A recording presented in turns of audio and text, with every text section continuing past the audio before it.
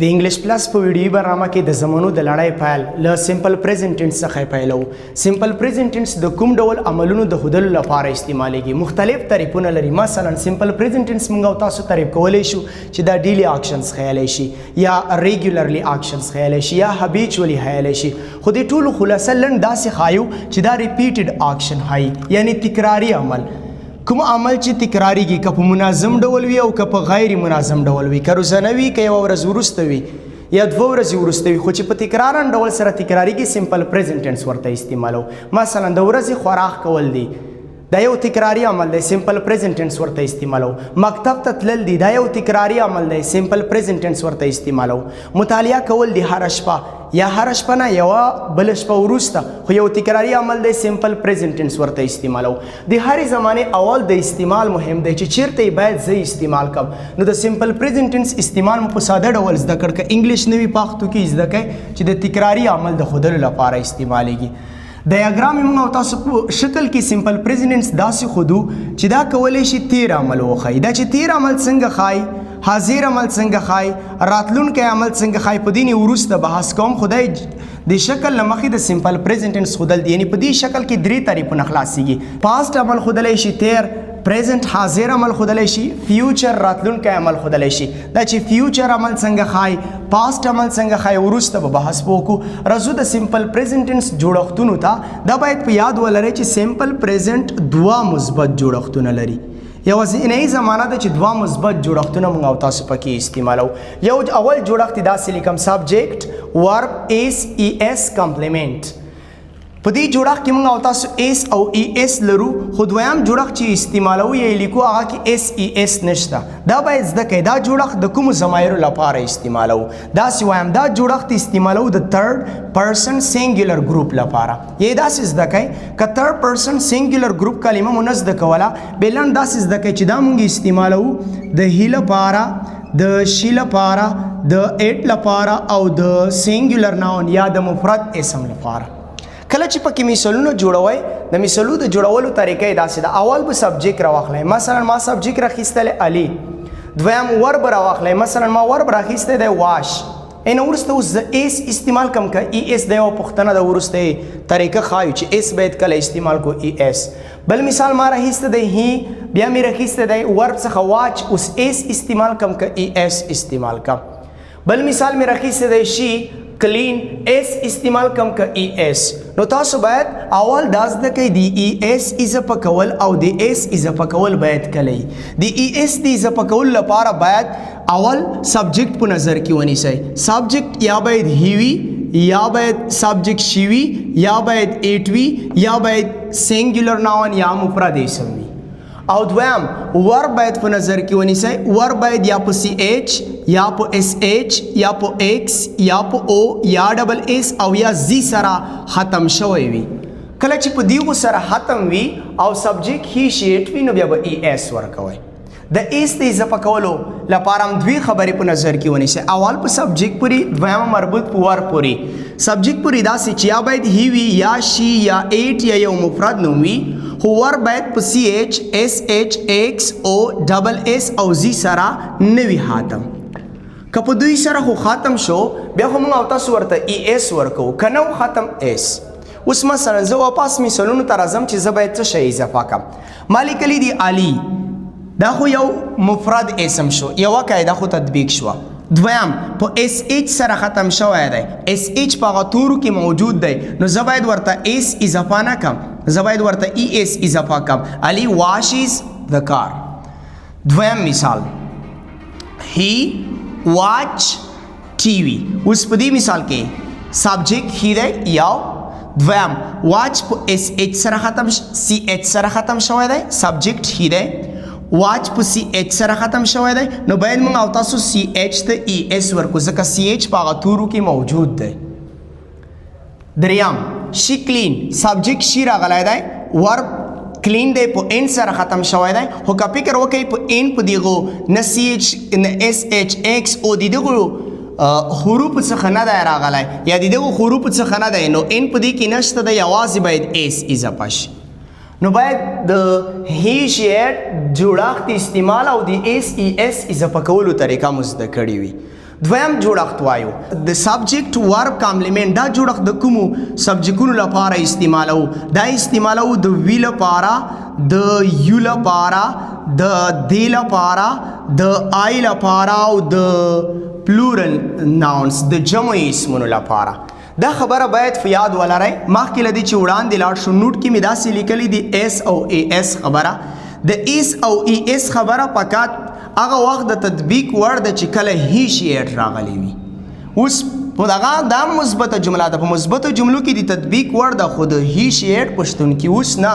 مثلا وی استعمال شوی وي، یو استعمال شوی وي، دی استعمال شوی وي، آی استعمال شوی وي، بیا ته اس ای اس نشي اضافه کولی. نو دې ته باید اول نه متوجه وئ چې د اس او ای اس اضافه کول په هی شی ایټ او مفرد نوم پورې مربوط دي. مثلا ما لیکلی دی وی کلین، کلین ته یو شی هم نه اضافه کوو ځکه وی استعمال شوی دی، وی کلین د کلاس. یا مثلا دی کال که کالز، اوس اس نشو اضافه کولی ځکه دی استعمال شوی دی. هغه وخت اضافه کېدل چې کله هی شی استعمال شوی وای. یو بله خبره چې تاسو باید په یاد ولرئ، کله نه کله موږ او تاسو د وای پر آی باندې بدلو. دې لپاره هم دوی خبرې ډېرې ضرور دي. اول دا چې وای نه مخکې باید کانسننټ وي. دویمه خبره ده چې باید سبجیکټ یا هی استعمال شوی وي، یا شی استعمال شوی، یا ایټ او یا یو مفرد نوم استعمال شوی وي. بیا موږ او تاسو وای آی باندې بدلولی شو. لکه هی سټډي، اوس په دې مثال کې مشکل شته، دا باید ما داسې لیکلی وه هی سټډیز، وای مې باید په آی بدل کړی وای، ای اس یا هیس ته وای، ځکه چې دلته سبجیکټ هی استعمال شوی دی، وای به آی ته بدل شي.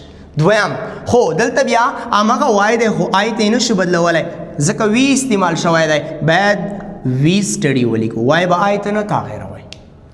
دا یو دوه مثبت جوړښتونه. رزو منفي جوړښت دی سبجیکټ ډو ډز ناٹ ورب کامپلیمنٹ. دا بیا منفي جوړښت دی.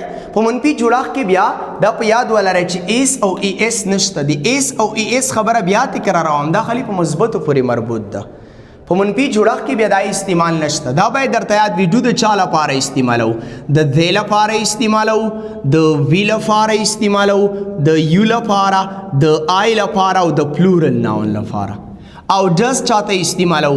د هی لپاره، د شی لپاره استعمالو، د ایټ لپاره او د سینګولر ناون لپاره. ډو ډز د سمپل پریزنټ ټینس لپاره د هیلپینګ وربز رول لري، د کومکی وربونو رول لري. دا چې هیلپینګ وربز څه شی وي په اړه بیا په بله ویډیو کې وغږیږو.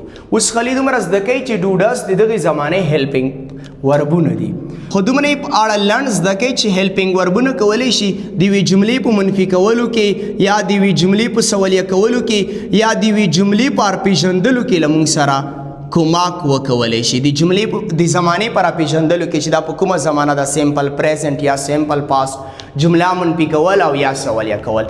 د ډو ناټ پر ځای موږ او تاسو لنډ حالات ډونټ استعمالولی شو، او د ډز ناټ پر ځای لنډ حالات ډازنټ استعمالولی شو. راځو د منفي جوړښت مطابق یو دوه مثاله راخلو. شي، اوس دا باید تاسو ته یاد وي زه ډو نشم استعمالولی، د شي لپاره باید ډز انتخاب شي. شي ډز ناٹ call me.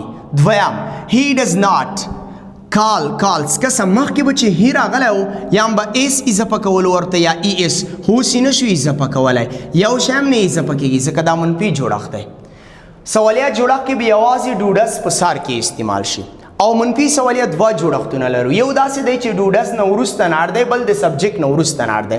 دواړه سم او صحیح دي چې هر یو مو استعمال کړ. ځینې کامن میسټیکس دي، عامې غلطۍ دي چې تاسو یې تکراروئ په خپلو خبرو کې باید ورته متوجه وئ. مثلا هی لرن انګلیش، هی شي ایټ چې استعمال شوي وي ور باید ایس ای ایس واخلي. دا جمله کې مشکل شته، علت دا دی چې لرن ایس نه دی اخیستی. یو دویم مثال she doesn't works here. په دې جمله کې هم مشکل شته ځکه موږ یې دوري وکړه چې هی شي ایټ کې به ایس اخلي، خو چې کله منفي شوه به یې نشي اخیستلی، ایس یې باید نه واخیستی. دریم علي ډونټ، نو دا ویلي وو چې ډو چاته استعمالیږي او ډز چاته استعمالیږي. په دې جمله کې هم مشکل دی، هغه دا چې باید ډونټ استعمال شوی نه وای، باید ډازنټ وای. دریم هی کن واشیز، اوس کسه موږ یې دوري وکړه چې هی شي ایټ راغلی باید ای ایس واخلي. خو یو خبره باید چې تاسو ته یاد وي، که ماډل اګزیلري ولرو بیا موږ او تاسو ایس یا ای ایس نشو ورکولی. دلته کن راغلی دی نو واش ته تاسو ای ایس نشئ ورکولی، بیا نه ایس اضافه کېږي او نه ای ایس. لږ مخکې موږ او تاسو په شکل کې یادوري وکړه چې سیمپل پریزنټ کولی شي راتلونکی عمل هم وښایي د فیوچر لپاره هم استعمالولی شو هو د فیوچر عملونو لپاره کله استعمالیږي یا فیوچر معنا کله افاده کولی شي په دوو حالاتونو کې یو موږ او تاسو چې ورسره ټایم ایکسپریشنز استعمال کو مثلا د راتلونکي زمانې ټایم ایکسپریشنز دی ورسره استعمال کړ ټومارو دی ورسره استعمال کړ نیکسټ ډے دی ورسره استعمال کړ ټونایټ دی ورسره استعمال کو ټول هغه اصطلاحات چې په راتلونکي کې پورې مربوط دي ورسره استعمال دي کړل فیوچر معنا به ورکوي مثلا اور کلاس سٹارټس زموږ سیم پیل کیږي نیکسټ د راتلونکي مانډے د راتلونکي دریم په ورځ اوس دې معنا فیوچر ته لاړه فیوچر ته د ټایم ایکسپریشن په اساس لاړه نو یو چې ورسره ټایم ایکسپریشن استعمال شي فیوچر معنا بلري او دویم چې ورسره سم کنجنکشنز استعمال شي بیا هم فیوچر معنا لرلی شي مثلا لکه اف ورسره استعمال شو وین ورسره استعمال شو دې ته ورته ځینې نور دوی چې ورسره استعمال شي هم فیوچر معنا لري مثلا he comes here هغه دلته راځي اوس که چیرته دې سره موږ او تاسو if استعمال کو if he comes here اوس یې معنا فیوچر ته لاړه که هغه چیرته دلته راشي بل سمپل پریزنټ ټینس موږ او تاسو په شکل کې یادوري وکړه چې د تیر عمل د ښودلو لپاره هم استعمالیږي یعنی کولی شي تیر عمل هم وښایي خو تیر عمل کله ښودلی شي چې از هیډلاینز راشي هیډلاینز په اړه دومره زده کوئ چې دوی د مقالو په سر کې راځي او دوی ټول کاپیټل لیکلی کېږي یعنی ټول توري په غاټو باندې لیکلی کېږي نو چې کله از هیډلاینز استعمال شو دوی بیا هم د پاست معنا یې پده کوي لکه افغانستان وینز میچ دا پکې نه راځي هیډلاین کې اصول دا دي که دا استعمال شي مطلقا غلط نشو ورته ویلی خو دا یې غوره طریقه ده چې دا او ان دا پکې استعمال نکو افغانستان وینز میچ دې معنا دا نه ده چې افغانستان لوبه ګټي دا هیډلاینز راغلل دې معنا دا ده چې افغانستان لوبه وګټله په سمپل پریزنټ ټینس کې موږ او تاسو د سټیټ او ایگزیسټنس د ښودلو لپاره بیا بیل جوړښتونه لرو جوړښت داسې دی اول به سبجیکټ راواخلی بیا ټو بي اول حالت او بیا کامپلیمنټ ټو بي اول حالت څخه هدف دی ایس یا آر او یا ام مثلا زه وایم آی ام زه یم سیک ناروغ اوس چې کله دا جمله منفي کوم مخکې موږ او تاسو چې کله د اکشن جوړښتونه یې لیول هغه مو چې کله منفي کول یا مو ډو استعمالولو یا ډس خو دا بیا په ډو او ډس سره نه منفي کوو دا موږ او تاسو چې منفي کوو یوازې د ټو بي نه وروسته به ناټ اضافه کوو آی ایم سیک آی ایم ناټ سیک دا د سمپل پریزنټ ټینس په اړه یو څه لنډ معلومات